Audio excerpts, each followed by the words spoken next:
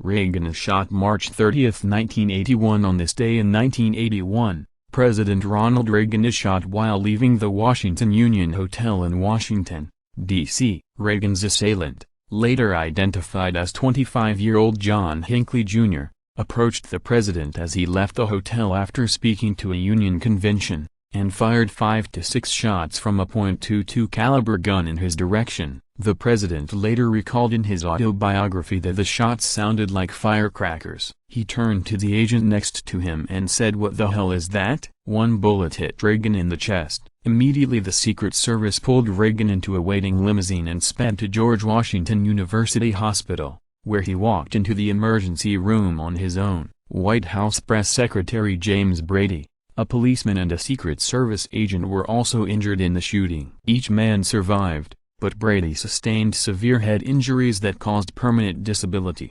First Lady Nancy Reagan arrived at the hospital soon after the shooting and sat by the president's side as he recovered. Reagan was released from the hospital less than 2 weeks later and quickly returned to his presidential duties. Reagan recalled the day of the assassination attempt in great detail in his autobiography. He remembered lying on a gurney in the emergency room while medical personnel, much to his disappointment, cut away his brand-new pinstriped suit. As he started to lose consciousness, he felt a woman's hand in his. He did not know if it was Nancy or a nurse, and in typical Reagan fashion, always ready with a joke, he asked, "Who is holding my hand? Does Nancy know about us?" In the years after the shooting, Reagan also recalled an ominous and prophetic visit he had made before the attempt on his life to the same theater in which Abraham Lincoln had been shot. While at the theater, Reagan had mused that although presidential security had greatly improved since Lincoln's time, it was still possible for someone who had enough determination to get close enough to a president to shoot him. The assailant, Hinckley,